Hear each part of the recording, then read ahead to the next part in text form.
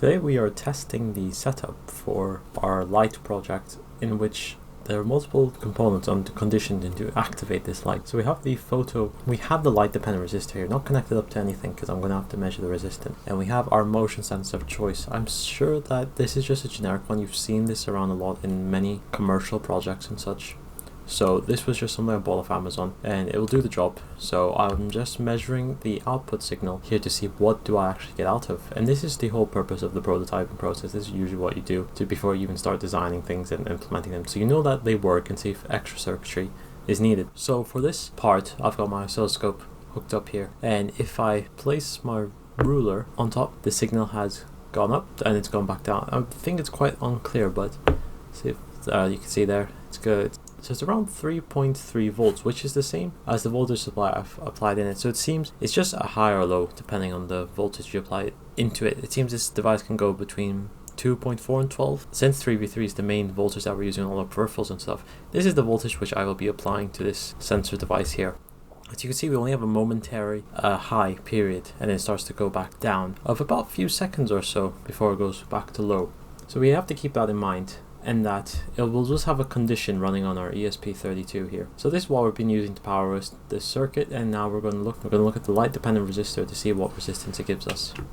So in this part, I'm measuring the light dependent resistor. I'm looking at what is the light when light hits the resistor, what is its resistance, as we all know that when it is dark or when there's no light present, we have a high resistance type of resistors. So if I cover it here, we see we have a reading of 42k, expose it, and we have a reading of nearly 6k. So 42k would be our upper limit, so this is when there will be a dark condition, and we want it so that when it is light present and our motion sensor is also been activated, the light will turn on. So it's these two conditions that need to be met. Of course, this is just testing for now, and I have to do it in the actual place or scenario. I can place potentiometer to form a voltage divider, and this I can fine tune to get it to the exact levels I want. Let's take a look at this in a simulation package. Here we are in our favorite tools, MultiSim, and here we are trying to verify the circuit, what we have just discussed. So if we imagine one of this is our light dependent resistor, this one is our motion sensor. Of course, I'm just using a power source for this. What we can do is simulate it with whatever circuit we want, really. And we've said before that we want something that, okay, if both turn on, then we get a condition to say that's when our LED will turn on. So we're looking at this now, and if we click run, our LED is on because both conditions have been met. So if I lowered this down, we can see our LED is off. We have 1 volt here. Perhaps I can place the digital signal, and that would be much more easy to understand. So we have an AND gate here, and what this is that its condition is met when both inputs are 1. So when they're both high, we get an output. So we see DX. I believe this is probably it's unsure. Maybe it's in a fine line. We put it to low. This is the condition. It's the same if we adjust this. We have a low here, and if we change it, we see a high at this point. So perhaps maybe this is when our light dependent resistor has detected some light. It drops its resistance down, and maybe this was a false reading of some sort, or it doesn't happen at all, and so our LED will come on. Though if our motion sensor was detected, I'll just type it in, motion sensor has been detected, we have an LED on. Though if we remember from our previous test, we saw that it drops down, it doesn't remain high. So this would remain low and this would still remain high, or they both would remain low and high. So the light could be on and it's detected, it's dropped down, the light is on but the motion sensor is off, and now our circuit off. So we need something here that we can latch on to the circuit on, given that this is only temporary input. We could do this in firmware. We could implement something to record a value and keep it that way. But let's see how we can do it in a hardware aspect first. Here we have a delatch circuit now. So this is one way that we can use to latch our output and see what it is. So from here, we can see that when we have it low, and everything, it's not enabled really. And if we look at the truth table, or the function table in this case from what I said, we can see that this component is gated delatch with complementary outputs. When both D and N are high, the latch sets. When D is low, the latch reset. When N is low, the outputs do not change. So we can try and test this and see. So we can let's see, it says when both D and N are high, so let's chuck them high. So that's high, that is fine. And we have our reset, so let's put that, okay, so that's done. Okay, so when it says enable is low, we still have no change. So when it enables low, it says it doesn't care. It says the level of Q before the indicated steady state conditions were established. So it's probably taking the previous one. And this might be something that we could take in and figure out on ourselves. Again, there are multiple ways to do this, but this is just one way of many, I suppose. As you see, we also have a set and a reset pin. So we could configure these pins to our microcontroller entirely. Or if you want to get really fancy, you could just have them on a timer circuit of some sort, and you want to put it to a 5-minute timer before it resets again. There are so many different, we can do this across. So this is one way through hardware which we can enable this, and we do not need to if we wanted to. We could even use this to determine our states if we really wanted to help us with it, to see what state it is in and see if we can do some more conditioning to make sure there's no false activations and such. But again, all this requires more testing with it. Let's see how we can do this in firmware. So in this portion, I'm just gonna put this as a background video. I'm gonna speed it up and I'll explain afterwards on to what is actually going on here. But essentially I want to do this the same way as I've done in the hardware aspect, except by using ones and zeros to program this and get it to do what I want it to. I will also explain later on what are the benefits, why you might want to consider a more hardware approach or a firmware approach, depending on what you like to do.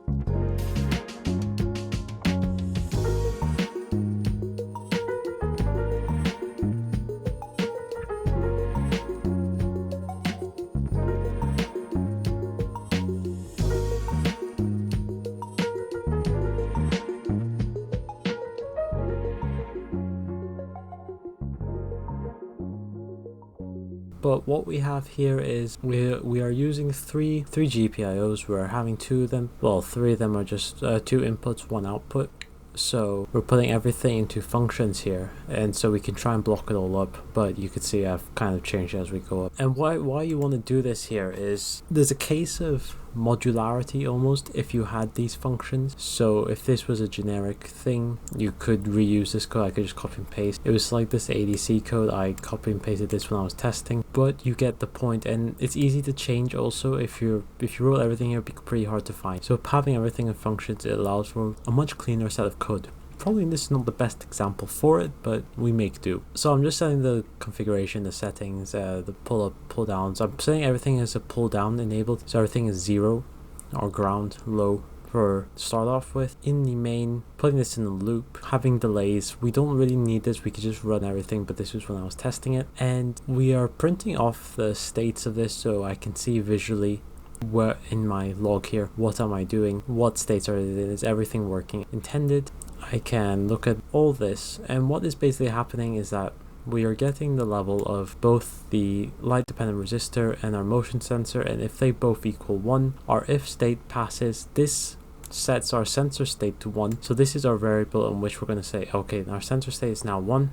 This is our light, so we're setting our LED, which will act as our light source, and we're going to print. I had this printf statement also just in case I wanted to see else. So if it hasn't meet this condition, we set it to low LED, and we're still printing off what our state is.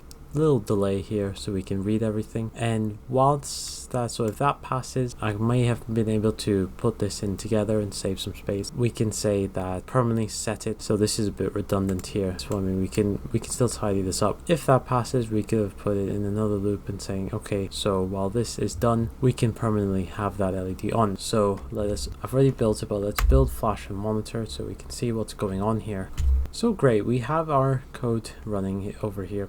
We can see the state of the whatever state is in and such. What is the state of motion detector? So if we wiggle about this motion detector here, you can see it's turned to 1, but nothing has gone because we haven't met the condition of the LDR. And because as we saw on the oscilloscope, this has gone back down to 0. So I'm going to get my light source. So right now it's on low. So I'm going to wiggle this, triggers, I'm going to shine a light on it.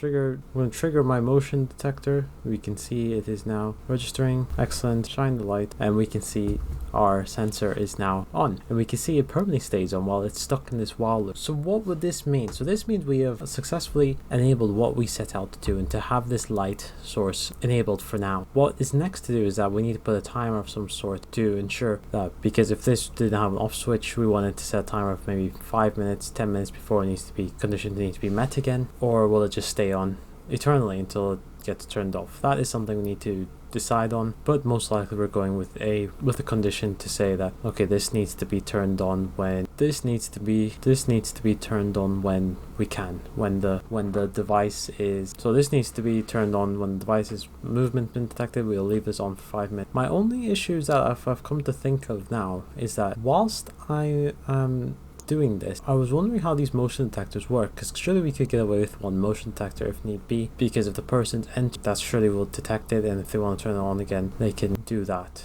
Though I had one of these and they're just quite a pain to get on, so maybe a more permanent solution would be better for this, and a manual switch can be implemented where this can be turned off. And perhaps since we're using the ESP32, Bluetooth app could be developed and everything could be done for that smart technology and whatever it is. Of course, there are many ways to do things as always, so this wasn't the only way. We could have done a lot of things differently. We could have used an ADC, we could have done it with using a light sensor, like a dedicated light sensor, using I2C. It really depends, but I always thought that this photo resistor or light dependent resistor would do the trick. The only thing is that it's quite variant with the resistance, so it is what it is with it, and it's always a trade-off. Like I said, for this application it would have done perfectly fine. So you may be wondering, why would we write all this firmware? Why not we just do everything in hardware, keep it simple, keep it minimal? And it really depends what you like. In this case it might be easier to write just some firmware, have a microcontroller do it all for you since it's already there. Why bother waste the extra money to get a hardware dedicated device to do this, like a flip-flop or a latch or whatever you may want to use, or some discrete logic? Why do all that? And the reason is that it's really entirely up to you. But from a professional standpoint, you may want an extra layer of security or safety even. So for example, if you had a device where it was quite heavily dependent on firmware, there was a lot of things going on, and you were scared, like, oh, what if my microcontroller brick? And it was a device, let's say it was pumping out, I don't know, some gas for human.